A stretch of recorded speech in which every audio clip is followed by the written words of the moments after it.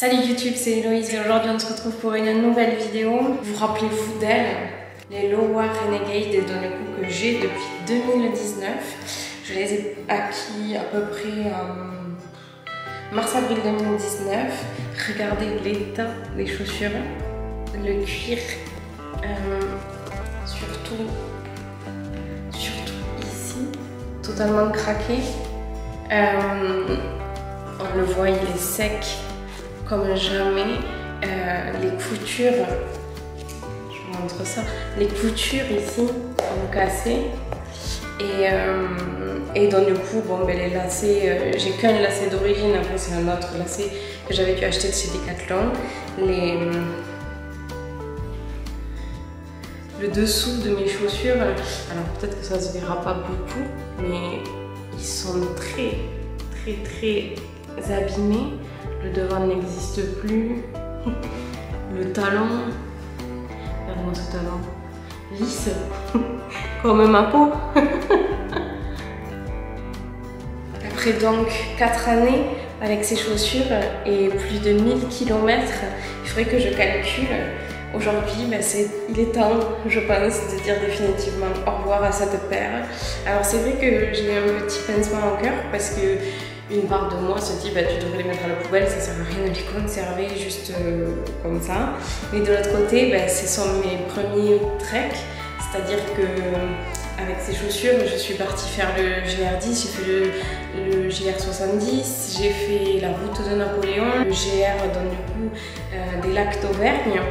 Et me dire que je vais les jeter, ça fait quand même un petit pincement au cœur, même si on n'est jamais trop. Enfin, moi, au niveau du matériel, c'est pas quelque chose de, du coup qui me tient à cœur de les conserver dans le temps. Mais là, pour le coup, je me retrouve dans une situation où elles ont une énorme symbolique. Donc, je sais pas trop, est-ce que je les fais juste nettoyer et après je les mets en boîte et puis un jour, je les ouvrirai avec du coup de la famille et je me dirai. Voilà, ça c'est une partie, un petit bout de mon histoire qui était à un moment. Mais si je fais ça pour toutes les paires de chaussures, ça va être compliqué. Et oui, parce que dans le fou, avec ces chaussures à qui je dis au revoir aujourd'hui, j'ai fait ma préparation du GR10 en 2019. Ensuite, donc, du coup, j'ai fait le GR10 en été 2019, qui s'en est suivi plein d'autres randonnées. Tout début 2020 et après donc du coup en mai et juin 2020 avant le chemin de Stevenson que j'ai également fait avec ces chaussures.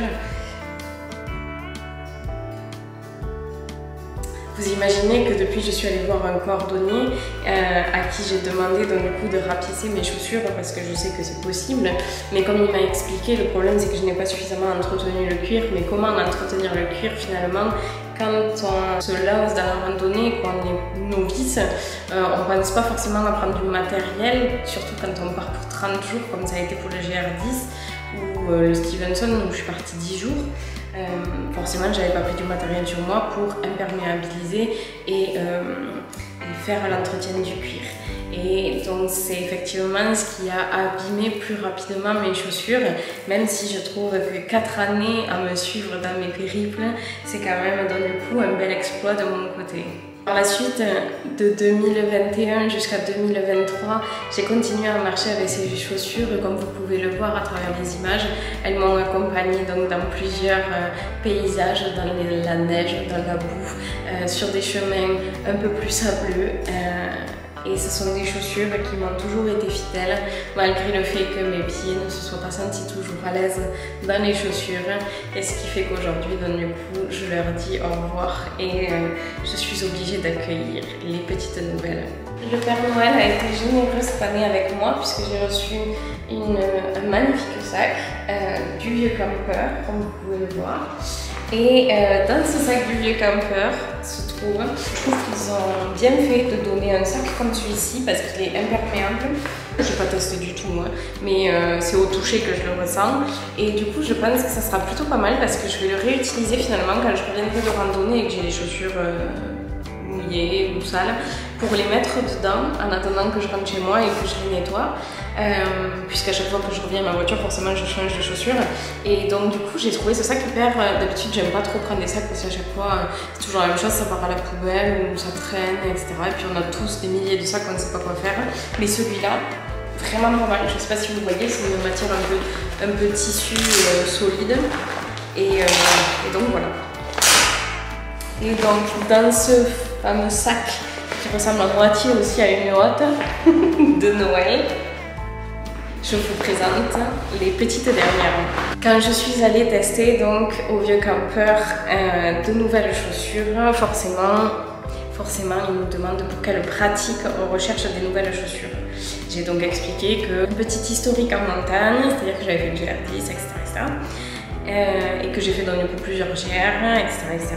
Et donc ils m'ont demandé avec quelles chaussures j'allais marcher. Et donc je leur ai dit, j'ai marché tout simplement avec la Renegade de chez Lowa.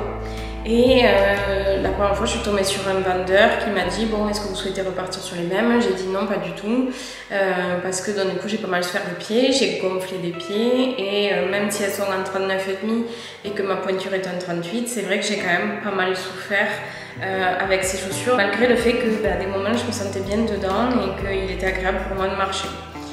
Bon, il m'a redirigée vers plusieurs paires de chaussures, mais finalement j'ai pas trouvé avec ce vendeur-là disons que mon pied n'a pas dit ok pour une paire de chaussures à ce moment-là.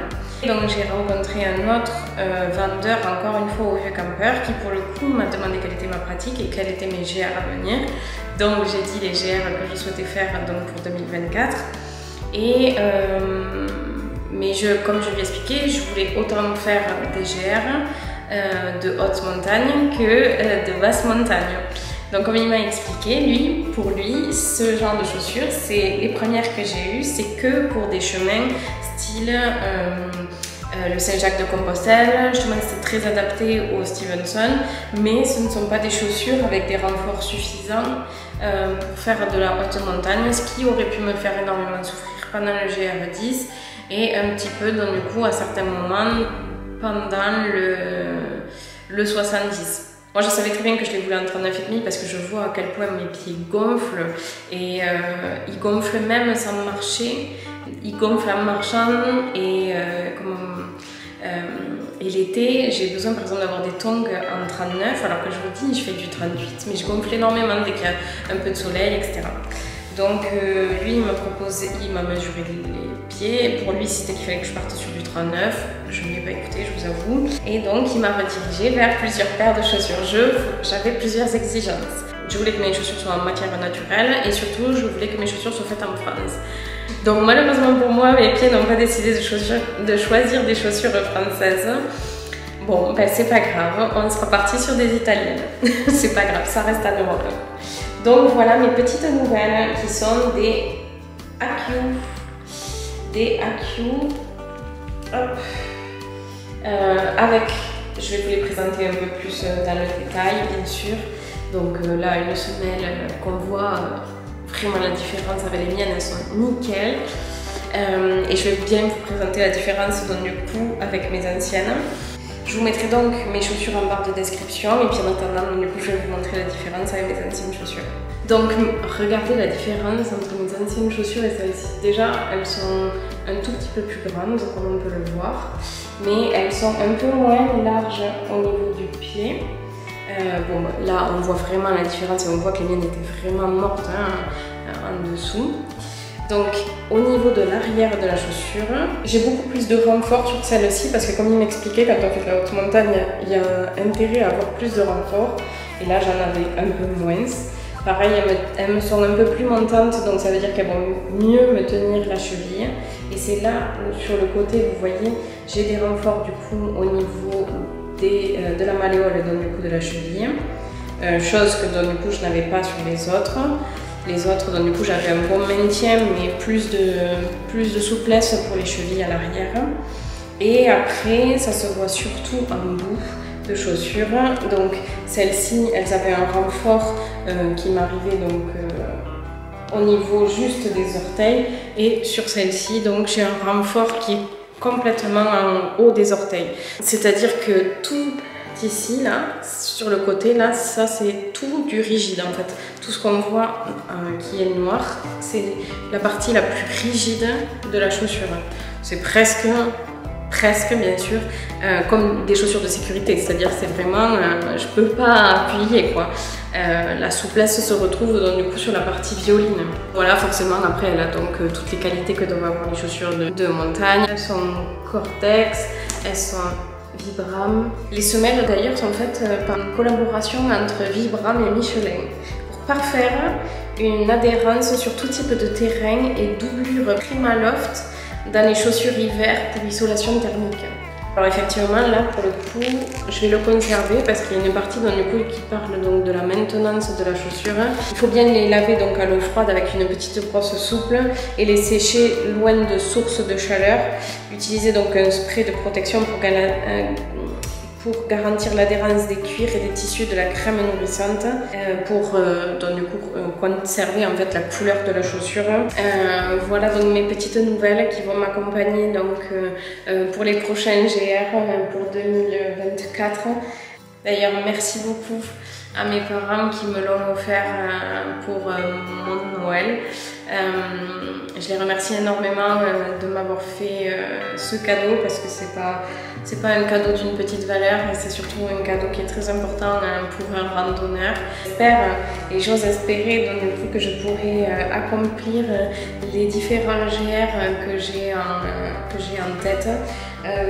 Déjà je peux vous en dire un à l'avance, je vais tout faire en tout cas pour que au mois de mai 2024 du coup je parte faire le tour des Monts d'Aubrac, même si je pense que quand même ce genre de chaussures n'est pas, enfin c'est beaucoup trop pour ce type de GR, mais ça peut être bien pour qu'elle et moi on se fasse au pied pour anticiper le GR, l'autre GR que je ferai cet été.